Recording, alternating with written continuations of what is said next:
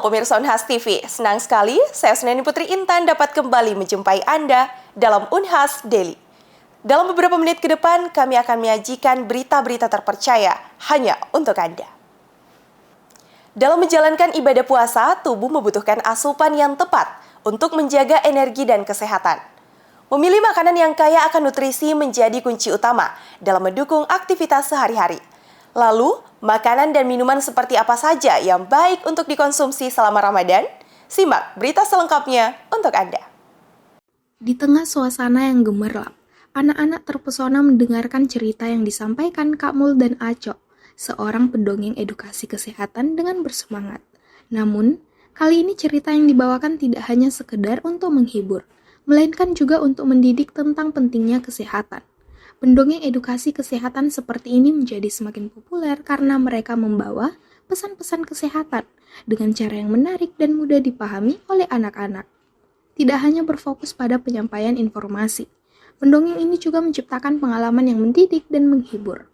Menurut para ahli, pendidikan kesehatan yang diberikan sejak dini memiliki dampak yang jauh lebih besar dalam membentuk kebiasaan sehat pada anak-anak. Melalui dongeng edukasi kesehatan, anak-anak tidak hanya belajar tentang pentingnya mencuci tangan dan berbagi, tetapi juga tentang nilai-nilai positif seperti kerjasama dan empati. Anak-anak yang diberikan pendidikan kesehatan sejak dini cenderung memiliki kesadaran yang lebih tinggi akan pentingnya menjaga kesehatan.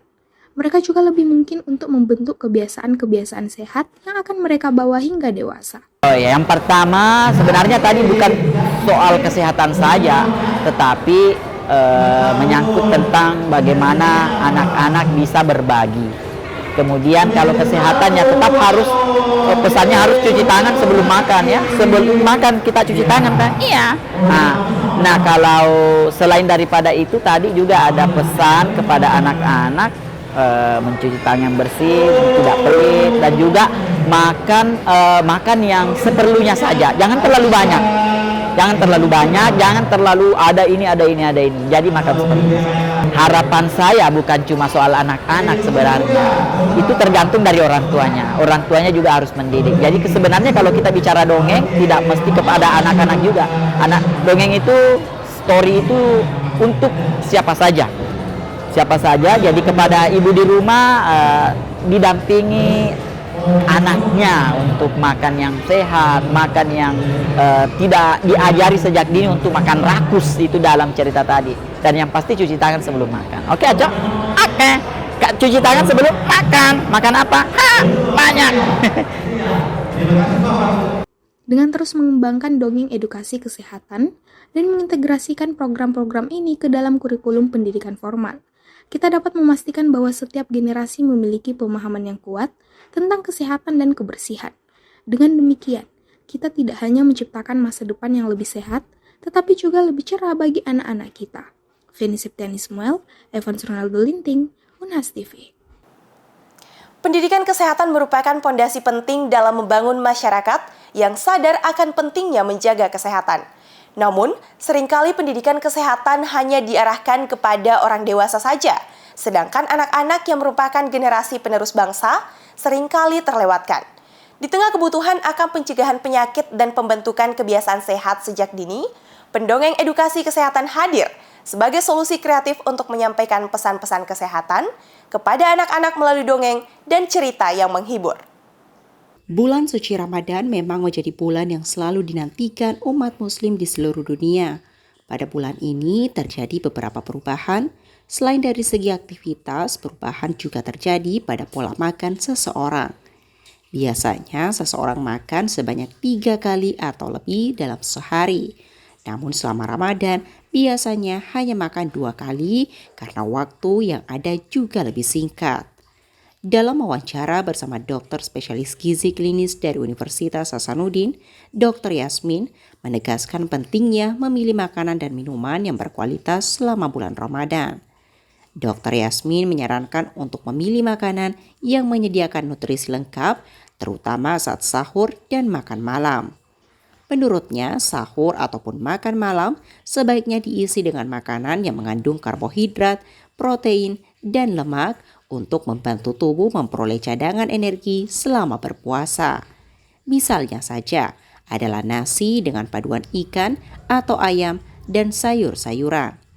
Ia menegaskan bahwa sahur sebaiknya dilakukan mendekati waktu imsak dan jumlah protein atau lemak bisa lebih besar dari karbohidrat. Makanan-makanan ya paling untuk yang 2 kali makan, yaitu makan malam dan makan sahur, ya seperti biasa harus ada nasi. Kalau Indonesia nasi yang paling banyak dikonsumsi nasi, kemudian lauknya bisa ikan, ayam, ataupun kalau mau yang di sahur itu boleh lebih banyak lauknya, sehingga nanti bisa bertahan selama puasa. Kemudian ada ada sayuran, ya sayuran. Lebih lanjut, Yasmin, sapaan dokter gizi klinis itu menyarankan untuk mengonsumsi makanan yang dapat meningkatkan gula darah dan memulai dengan meminum air putih dan jus atau sup buah segar untuk menghindari dehidrasi saat berbuka puasa. Kemudian dilanjutkan dengan makanan berat yang lengkap seperti saat sahur. Saat yang paling utama yang akan beresiko adalah cairan, karena cairan itu paling gampang kita dia turun, apalagi dengan cuaca yang semakin panas ya. Oleh karena itu antisipasinya pada saat kita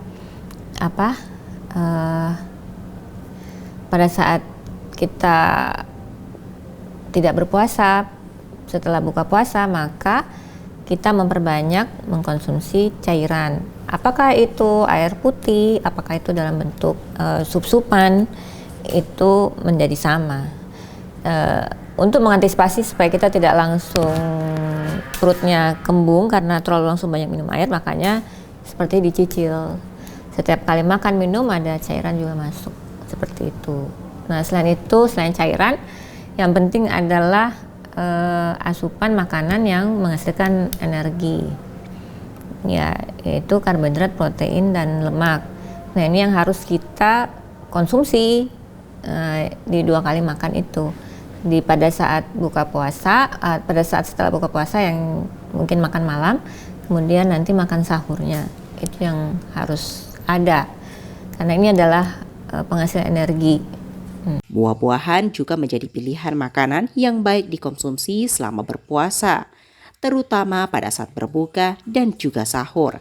Misalnya saja adalah dengan buah dengan tinggi serat seperti kurma. Menurut Dr. Yasmin, kurma merupakan salah satu buah yang baik dikonsumsi saat berbuka ataupun sahur karena memiliki kandungan karbohidrat dan serat yang cukup tinggi. Kalau kita lihat di Arab sana kan mereka makan kurma, dan kurma itu termasuk buah. Jadi kurma itu memang bagus karena dia memang kandungan karbohidratnya tinggi dan dia juga ada seratnya. Jadi memang kalau kurmanya asli dari sana ya. Jadi kandungan gulanya dapat, dan kandungan seratnya juga ada.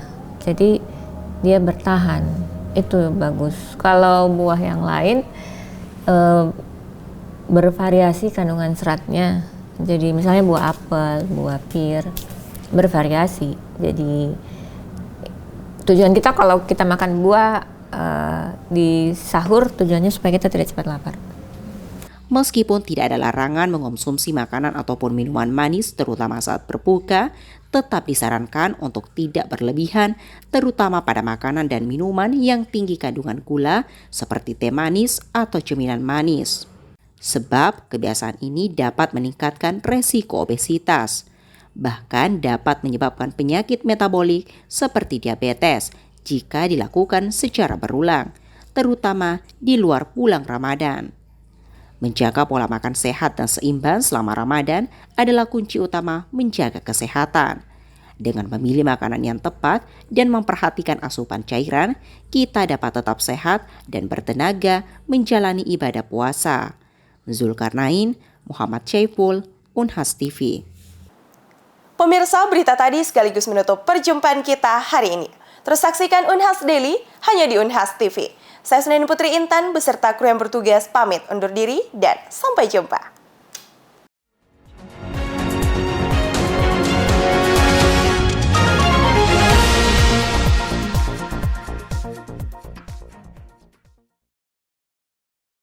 Assalamualaikum warahmatullahi wabarakatuh. Saya Profesor Sumbangan Baja, Sekretaris Universitas Hasanuddin, mengucapkan selamat menunaikan ibadah puasa. Semoga ibadah selama Ramadan diberkahi oleh Allah Subhanahu wa taala. Assalamualaikum warahmatullahi wabarakatuh.